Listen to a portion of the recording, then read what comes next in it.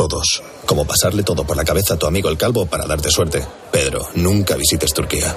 Sea cual sea tu ritual, en Codere te lo ponemos fácil. Cobra tus apuestas más rápido y fácil en nuestros más de 2.500 locales y en cajeros. Así de fácil. Codere. Juega con responsabilidad. Sin diversión no hay juego. Mayores de 18.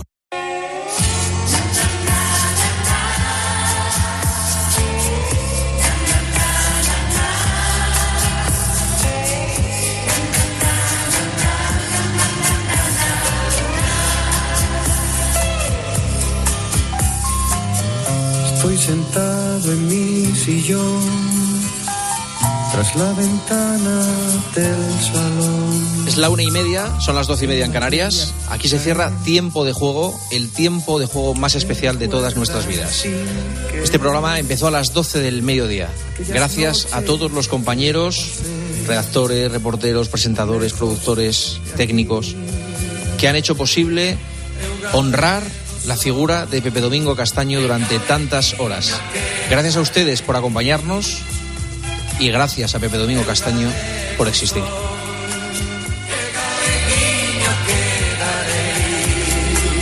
Señoras, señores, hasta aquí Tiempo de Juego, hasta aquí este tertulión. La vida sigue, pero ya no será igual. Descanse en paz, por siempre, Pepe Domingo Castaño. Buenas noches.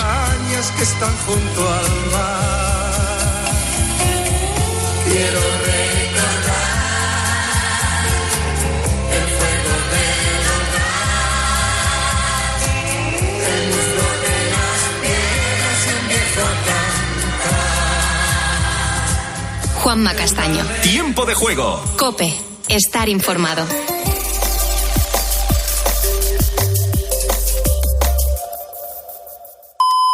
Buenas noches, Adolfo. Tengo un montón de canciones que me traen enormes recuerdos. Amores de Maritrini, Mediterráneo de Serrat, En un rincón del alma de Alberto Cortés, Alone Again Naturelli de Gilbert O'Sullivan, Brown Mary de Creedence Clearwater Revival, pero me voy a detener en una en especial que me trae recuerdos de mis años mozos, cuando yo acompañaba a un grupo llamado Blue Sky, y cantaba con ellos de cuando en cuando en las verbenas de mi tierra, y siempre cantaba una canción de los Beatles, Twist and Shout. Así que me inclino por esta, porque cuando la oigo recuerdo aquellos tiempos en los que la vida era solo futuro. El mejor tributo es y será intentando hacer la mejor radio. El respeto y el compromiso con los oyentes. Vamos a ello, aunque nos cueste.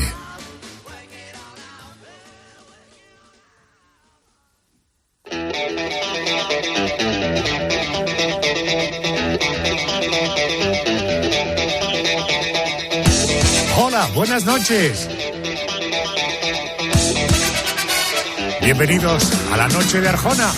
Estaremos hasta las 4:03 en Canarias, por tanto 2 horas y media de radio para gente curiosa. ¡Hey! En la realización está Javier Campos. Y como cada noche me rodeo de un grupo de zánganos que están viviendo por y para la radio, auténticos apasionados del mundo de la comunicación. Por ejemplo, la Dama Negra. Muy buenas noches, o la Dama Oscura, querida Mónica, buenas noches. Hola Adolfo, ¿qué tal? Abrimos el expediente hoy de Dennis Nielsen, apodado el estrangulador de Muscle Hill, un hombre atormentado por la soledad que mató, al menos que se sepa, a 15 hombres jóvenes. Esto es lo que dijo el inspector de policía que entró en su vivienda. Lo primero que nos llamó la atención, nada más entrar por la puerta, fue el pestilente olor a carne en estado de putrefacción. Si alguna vez has percibido ese olor, es imposible no reconocerlo. Lo descubrieron porque los trozos de carne de sus víctimas descuartizadas terminaron atorando el desagüe del bloque de vecinos en el que vivía. Muy bien, pues así va a empezar el programa esta noche, después del boletín de las 2, la 1 en Canarias. 1, 2, 3. Nuestro especial, que esta noche sí que viene un poco más blanco. Carmen Cerván, buenas noches. Hola Adolfo, buenas noches. Bueno, hay un plan que yo creo que a la mayoría nos encanta, que es el de sofá, palomitas y serie, ¿no? Bueno, pues esta noche nuestro especial lo vamos a dedicar a eso, a las series, pero no a las de ficción, sino a series basadas en hechos reales. Por ejemplo... ¿Mi nombre? Sí, señora. Su nombre es Regio. El nombre que adoptará como reina. No compliquemos las cosas de forma innecesaria. Mi nombre será Isabel. The Crown es la serie que cuenta la historia de la familia real británica desde la llegada al trono de Isabel II hasta casi la actualidad. En la sexta y última temporada ya veremos incluso a los herederos, a William y a Kate. Las visualizaciones de The Crown se dispararon tras la muerte de la reina, de la que se acaba de cumplir un año. Después Andrés te va a contar, Adolfo, algo de eso. Otro ejemplo de serie basada en hechos reales, Chernobyl. Vemos, Akimov, ¿estamos refrigerando el núcleo? Lo intentamos, pero las barras siguen en marcha. Vosotros abrid las bombas de apoyo. Necesitamos que el agua fluya por el núcleo. Es lo más importante. ¡Ya no hay núcleo! ¡Ha explotado! ¡El núcleo ha explotado! No sé si a vosotros os pasa, pero cuando en una película te pone basada en hechos reales, al principio o al final, como que despierta un interés especial, ¿verdad? Me encantan las sin duda historias alguna. de hechos reales. ¿Sí? Bueno, después del boletín de las 3, 2 en Canarias, el porqué de las cosas. El daddy de cuestión del programa es Pedro González. Muy buenas noches. Buenas noches, Adolfo. Por fin vamos a dejar atrás el verano y entraremos en otoño. Es el trémulo gris del otoño el que Cuidado con lo de otoño, que te conozco con la rima, Arjona, el de la tumbona. ¿Qué antiguo es esto de decir otoño y de pronto sale una canción hablando del otoño? No, perdona, es más antiguo que te ponga el otoño de Vivaldi, pero esto no lo conocías tú. Porque me temo que esto va por ahí esta noche. A ver. Una estación que al parecer, digo la de otoño, que va a ser muy seca, tanto que no vamos a tener agua para beber. Yo estoy contribuyendo desde hace ya algún tiempo y solo bebo cerveza.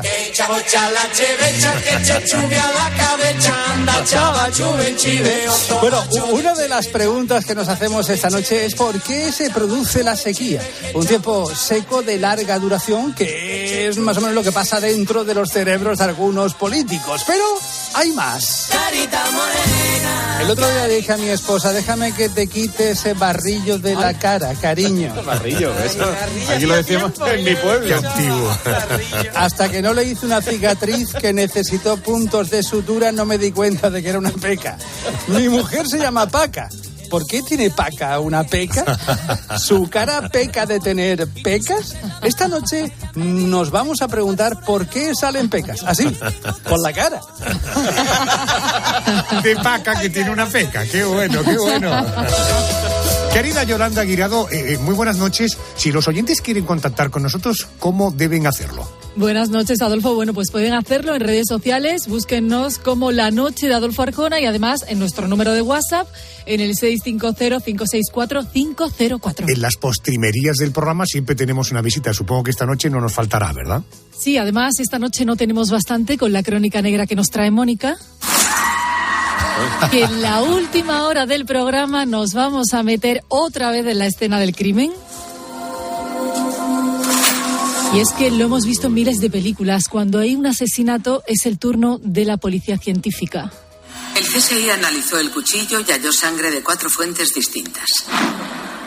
3 de ellas estaban entremezcladas sobre la hoja. Pero claro, ¿qué pasa cuando la policía termina su trabajo, cuando queda el rastro del crimen en las paredes, en los muebles, incluso en el suelo? ¿No sabes qué estamos haciendo aquí? Bueno, nosotros por el momento no lo sabemos, por eso nos lo va a contar el fundador de una empresa que se dedica a eso, Adolfo, a limpiar la escena del crimen, así como suena. Va a ser en la última hora del programa a partir de las 3. Tengo que explicaros que estamos en el año 2023, que hay una radio que se llama la radio analógica y la radio digital. Incluso hoy no hace falta ni radio, se puede escuchar de tal. Estos soniditos cogidos con pésima calidad, o chupe la chervecha que me chupe la chavecha. Ya nos está dando en fin, es el trabajo pretecnológico de séptimo de EGB más avanzado que he oído en los últimos tiempos. Andrés García, muy buenas noches. No paro de pensar en que en el cuchillo había resto de 4 o 5 personas distintas. Además de asesino en serie, cochino el tío, ¿eh? Bueno, memorias, ¿qué nos tienes que contar esta noche? Bueno, pues mira, deporte y realeza van a ser los 2 ingredientes principales de un espacio que consiste en esto que nos cuenta, ¿recuerdas? Nuestro nuevo fichaje. ¿Cuál es tu percepción del paso del tiempo? ¿Eres de los que cree que pasa rápido? ¿O lento? Hagamos un sencillo ejercicio y recordemos noticias ocurridas una semana como esta, pero de hace justo un año. Así podrás valorar si tu percepción del paso del tiempo es lenta o rápida. Empezamos.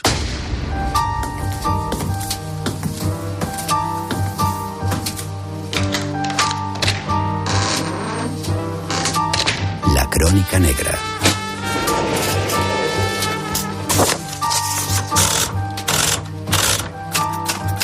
Expediente 64576. Dennis Nielsen.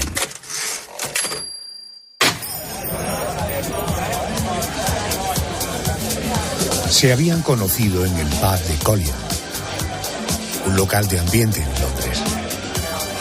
Stephen Dean tenía 14 años y aquella noche Dennis Nielsen lo invitó a su casa.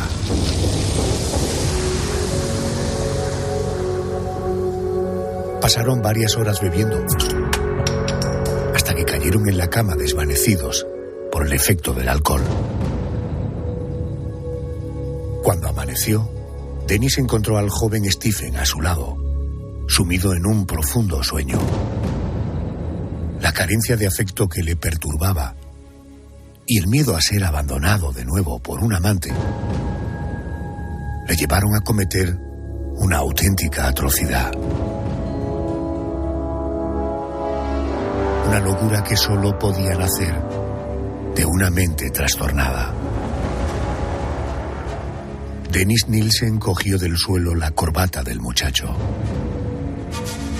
La anudó al cuello de Stephen y apretó con fuerza. Cuando el joven estaba ya casi inconsciente y Dennis se sentía cansado por el esfuerzo, decidió llevarlo a rastras a la cocina para rematarlo metiendo su cabeza en un cubo de agua. Después, introdujo a Stephen en la bañera. Lo lavó, lo secó con cuidado, lo vistió como si fuera un muñeco y se metió con él en la cama. Durante varias noches durmió abrazado al cadáver. Cuando empezó a descomponerse y el olor era insoportable, lo enterró en el subsuelo de la vivienda.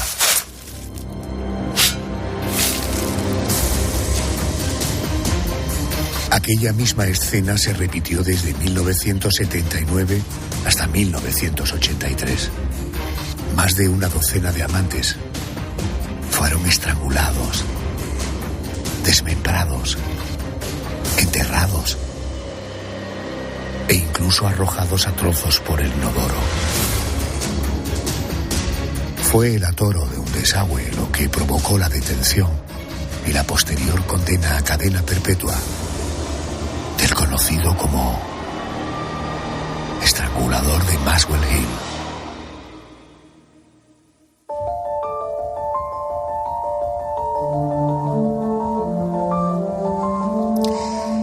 El protagonista de este expediente era un hombre atormentado por la soledad.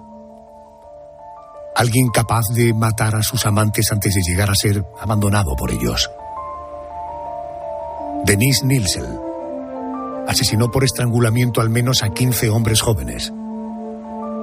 Una vez muertos, los desmembraba para ocultar los cadáveres bajo su propia casa. Quiero saludar a Alberto Frutos, es periodista, es autor de En la escena del crimen, de la editorial Larousse. Querido Alberto, buenas noches y bienvenido a COPE. Buenas noches, Adolfo, muchas gracias.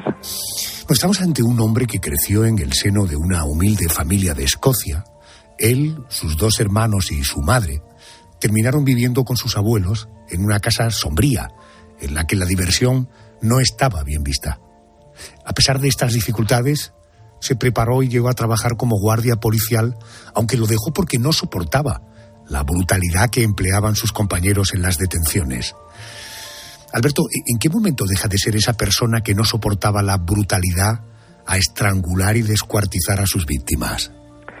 Sí, efectivamente, hubo un momento en que algo se torció, ¿no? Es cierto que siendo niño la visión del cadáver de su abuelo, que había muerto de causas naturales, le marcó profundamente, y parece ser además que su abuelo había abusado sexualmente de él. Pero luego, como dices, fue capaz de llevar una vida más o menos funcional, primero en el ejército, luego en la policía, hasta que fue perdiendo el norte. Y antes de iniciar su carrera criminal le gustaba, por ejemplo, tumbarse en la cama, se cubría con polvos de talco y se contemplaba en un espejo creyendo que era un cadáver. Ahora bien, ¿qué le llevó a cometer ese primer asesinato y luego todos los demás? Pues mira, en sus propias palabras, la necesidad de compañía. Él era, como habéis dicho, un joven muy solitario y para aliviar ese estado iniciaba ese macabro ritual consistente en acoger a jóvenes en su casa de sexo masculino, liquidarlos y contemplarlos desnudo, igual que su abuelo lo contemplaba él cuando era un niño. Su primera víctima fue Stephen Dean, como hemos relatado. Una vez asesinado lo bañó y durmió varios días con el cadáver. Vamos a oír el testimonio del escritor e investigador Brian Masters, quien tuvo la oportunidad de entrevistarse con el asesino. Después de hacerlo sintió un gran consuelo y aunque parezca sorprendente, creo que él mismo usó la palabra benevolencia. Nielsen trató como algo bonito lo que hoy en día se conoce como cadáver. Cuidó de él. Tenía la mente perturbada y se aseguró de que el cadáver estuviera cómodo. Lo sentó en el sofá delante del televisor. Cuando volvía de trabajar se encontraba con el cuerpo en el sofá y se ponía a hablar con él. ¿Sabes lo que me ha pasado hoy? Era como el sustituto del compañero que le faltaba. Le gustaba tener cerca a la muerte. Le agradaba la compañía de los cadáveres. Alberto, ¿qué pasó a partir de su primer asesinato? ¿Por qué no pudo parar si era consciente de que no estaba bien lo que estaba haciendo? Sí, bueno, ciertamente Denis teorizó mucho sobre sus actos. Él grabó montones de cintas, escribió incluso un libro, y así podemos adentrarnos un poco en la mente del asesino. ¿Por qué no pudo parar? Bueno, pues porque en cierto modo sus crímenes le permitían cumplir y reproducir una y otra vez una fantasía según la cual él era el verdugo, cierto, pero también la víctima. De hecho, en su opinión, él era más víctima que verdugo, ¿no? Y en su imaginación culpaba a una tercera persona del crimen, ¿no? Como si él fuera quien pusiera orden en ese estropicio que otro había causado. No obstante, claro, pues no tardó en asumir una realidad evidente, y es que el asesino era él. Y luego ya su éxito, entre comillas, le llevó a repetir ese modus operandi una segunda, una tercera vez y así sucesivamente. No estaba bien lo que hacía, pero sus instintos eran más fuertes que su razón, ¿no? Y al fin y al cabo siempre consideró que la situación estaba bajo control y que ese ritual post-mortem a que sometía a los cadáveres de algún modo lo liberaba de esa carga y de esa culpa. Denis Nilsson estaba absolutamente desatado. En solo 2 años asesinó a 10 hombres. ¿Qué hacía con los cuerpos una vez que había convivido con ellos un tiempo? Bueno, después de la erección que confiesa que tenía que le provocaba la visión de esos cadáveres, los despojaba de sus ropas y de cualquier signo de identificación, cargaba con los cuerpos hasta el baño y los lavaba con mimo, ¿no? Les afeitaba el sexo, les echaba polvos de talco para niños y luego convivía varios días con el cadáver, ¿no?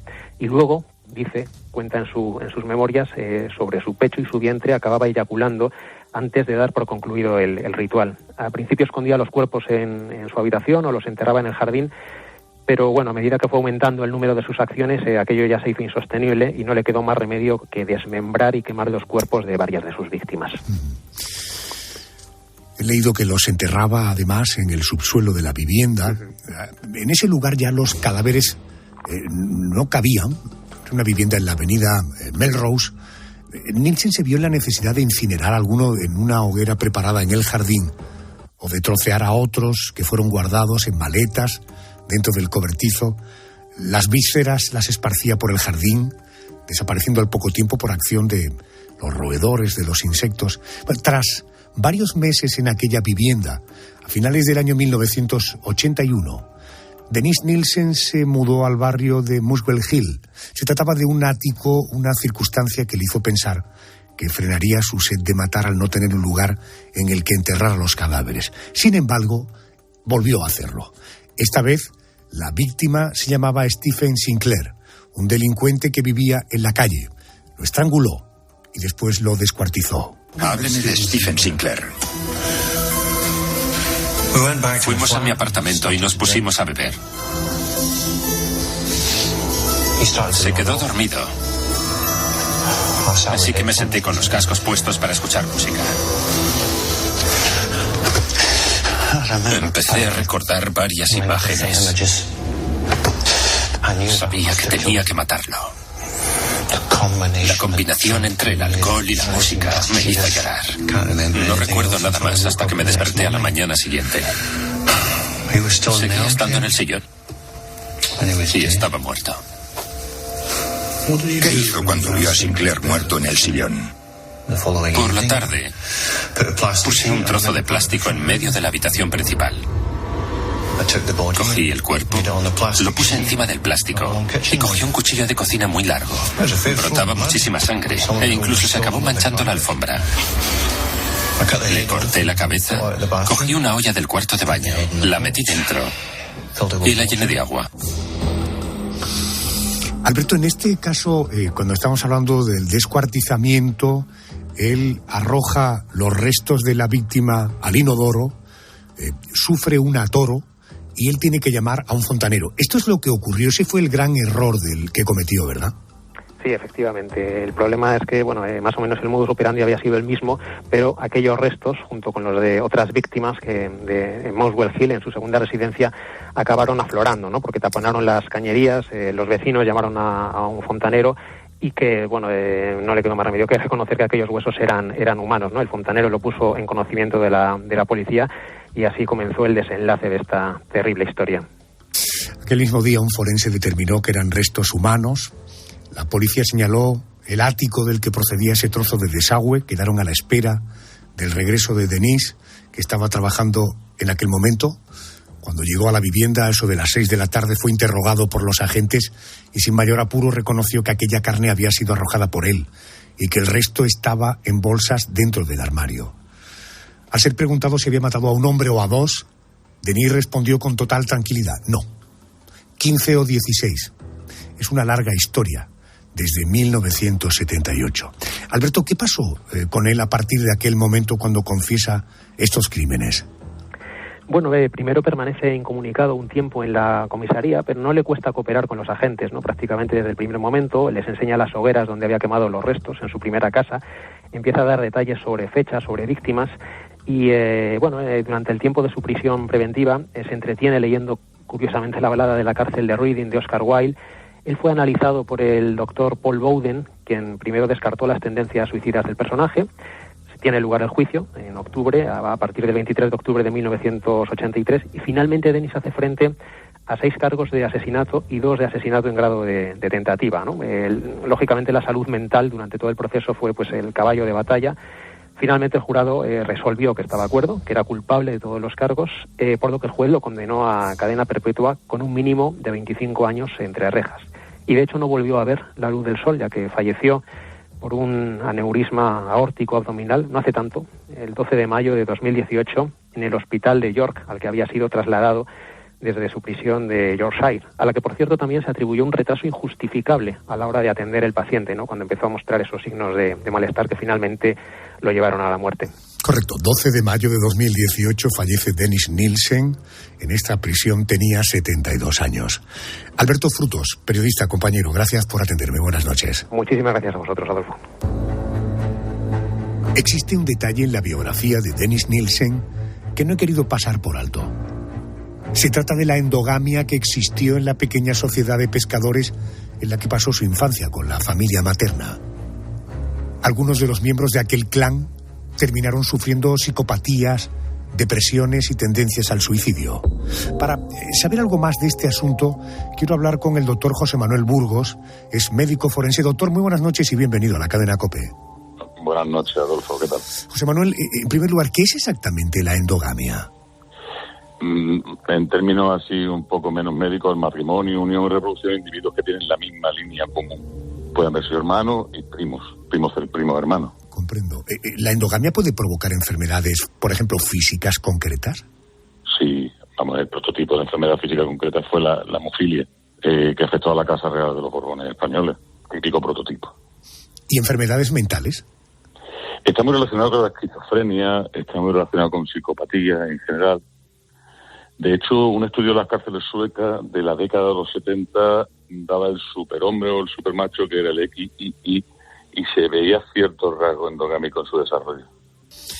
Hasta donde usted se atreva a valorar y hasta donde conozca el caso que estamos hablando esta noche, del de Dennis Nielsen, este tipo que asesinaba a amantes masculinos, que una vez muertos convivía con ellos, en fin, que después ya se deshacía de ellos, un hombre que vivió una infancia complicada. De alguna manera se puede conformar o influir en el perfil psiquiátrico de un individuo, este aislamiento social, el hecho de la endogamia. Puede tener influencia en el desarrollo de psicopatía. Posiblemente se tuviera un trastorno psicopático de la personalidad, que fue lo que le empujó mucho a no cometer asesinatos. Lo que pasa es que de su biografía también se ve un trastorno del objeto sexual, ¿no? El mantener relaciones con gente muerta, lo que llamamos vulgarmente la necrofilia. Ahí se suman las dos cosas. Entiendo. Por tanto, la endogamia puede provocar no solamente enfermedades físicas, sino también disfunciones mentales que no son como consecuencia de conducta, sino que, en fin, te viene como programado en tu genética, ¿no? Sí, un caso muy conocido fue la desaparición de la casa Los Habsburgo de España. Carlos II, el apodo que tenía por la población era el hechizado. Compartían la misma línea común también. ¿Y el hechizado por qué? ¿Porque estaba aventado? Parece ser que también estaba relacionado con temas de ataque epiléptico. Sí, es que hay determinados tipos de epilepsia que también se relacionan familiarmente y genéticamente. Caramba, pues me acaba usted de descubrir algo que me apetece una noche dedicarle un tiempo más en profundidad, esto de la endogamia, las tremendas consecuencias que pueden tener físicas y mentales, ¿no? Doctor Burgos, gracias por atenderme, gracias y buenas noches. Venga, buenas noches, Adolfo, encantado.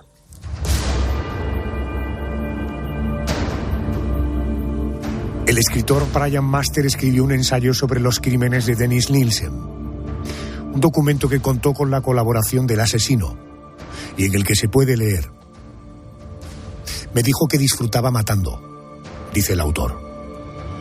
Le respondí que eso era obvio, pero que yo quería saber por qué disfrutaba. Dice el texto, él únicamente contestó: tendrás que averiguarlo tú.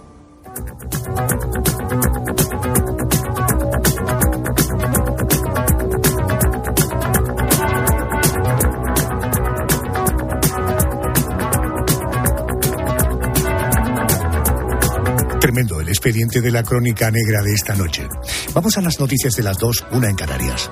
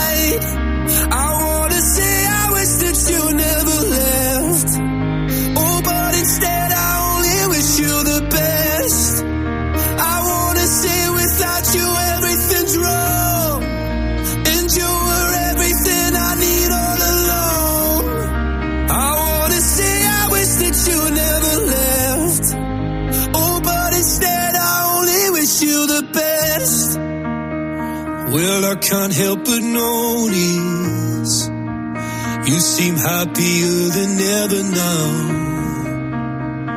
And I guess that I should tell you I'm sorry. It seems I was the problem somehow. Maybe I only brought you down. But oh my love, I wanna say I miss the grin in your eyes. And when I said we could be friends, guess I lied. I wanna say I wish that you never left. Oh, but instead I only wish you the best. I wanna say without you everything's wrong. And you were everything I need all along. I wanna say